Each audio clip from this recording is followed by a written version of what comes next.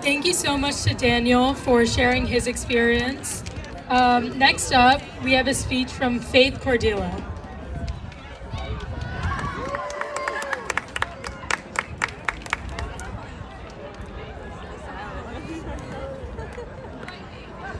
Good afternoon, everyone. I wanted to take a few minutes to share a story with you all. There was an average little girl from a town not many people knew of.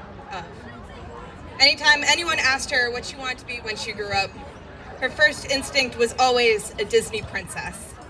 She would spend hours watching Disney movies, dreaming that in order for her true love to happen, that she would need a prince. She would go to elementary school and she would immediately notice something.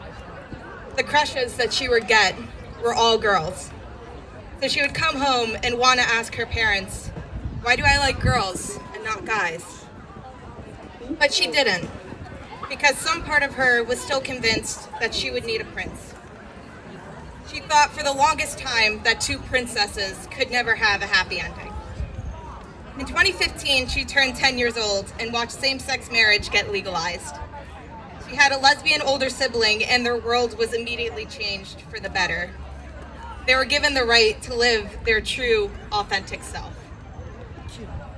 The little girl was terrified to ask their sibling about how they felt on the inside because she was afraid of rejection. So she kept everything she felt to herself until middle school. When she reached 7th grade, she finally asked her dad that question. Why do I like girls and not guys? And her father gave a short, simple, and validating answer. Because that is how you were born. You do not choose who you like or love. You are born that way. She would return to middle school and would overhear her friends talking about their crushes and how they felt towards them. Something still didn't make sense to her, and questions were still left unanswered. And that was okay. That was a part of the process, a part of self-discovery and acceptance. She would go to high school with over 2,000 students in it. She experimented, dated a guy, and quickly realized that it did not feel right. So she started talking to girls and finally grew more confident in her skin. Then the pandemic happened. All of the progress of self-discovery that girl was doing with other people, she then had to face on her own. She could no longer ask her friends how they felt about certain guys. All she could rely on was what was on the internet and patiently wait until the world returned to normal. The girl went through a variety of labels growing up. Pansexual, bisexual, panromantic, queer, and so many others. Yet she still felt lost and nothing felt right. Because in her mind, she still wanted her prince because that's what was easier for her. That was the easy way out. She didn't have to question who she talked about to guys because that was normal. It wasn't until after the pandemic that she came out publicly to the people in her outside of her inner circle. This girl finally found the words she struggled to find for years. This girl, along with the help of her friends, finally found a label that she felt confident in. She was an asexual lesbian, meaning that she felt no sexual attraction to anyone but was romantically attracted to women. She found her community within soccer, the sport she played growing up. In soccer, it is far less daunting to come out as LGBTQIA+ as a woman in comparison to a man due to society's perception of each sport. She grew to come out of the closet out loud and proud. And this little girl was able to reach her dreams of playing Division I soccer. Once she grew confident in her skin, this girl started her journey of helping others to do the same. She became an activist for the LGBTQIA+ community and was a head organizer for the National March for Queer and Trans Youth Autonomy last March.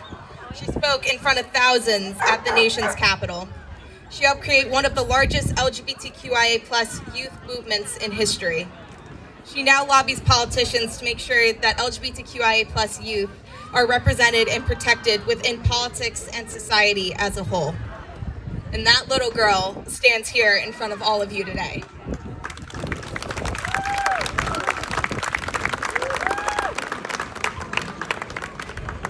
little girl's story I've told you all is my own. And if there is anything you take away from this speech, let it be this. Labels mean absolutely nothing. They are fluid, forever changing, and never set in stone. To the parents here today, be patient with your children. It may take them a long time to figure out who they are, and that's okay. We are not asking you to be perfect every single time, especially with pronouns. We aren't expecting that you get it correct every single time. All that we ask is that you're conscious about it and that you try. Your efforts mean the absolute world to us, whether you realize it or not. And as long as you tell your children these 3 things, everything will be okay. Number 1, you are not a burden. You are seen and you are perfect. Number 2, you are heard, and if people don't listen, I'll speak up for you. Number 3, I love and support you unconditionally, regardless of who you love or how you identify.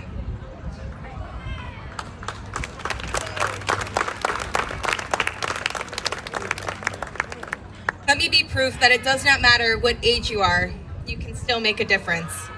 I'm only 18, yet I've helped coordinate over 160 protests that occurred simultaneously across the country. I'm only 18 and I'm still learning about myself and my identity every day.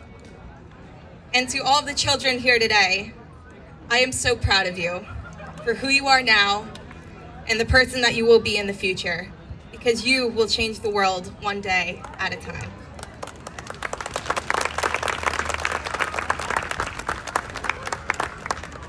I want each and every one of you to know that you are not broken. You are perfect the way you are.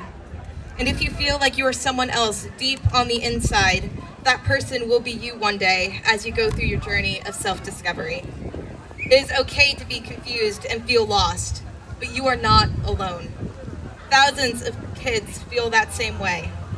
It is okay to ask those questions and have those uncomfortable conversations, because that is the only way we grow and learn from each other. And last but not least, be kind to each other no matter what. It takes the same amount of energy to love someone as it does to hate someone. Someone you love may be in the closet. Someone you love may be LGBTQIA. The words you say have consequences, so always choose kindness. Thank you.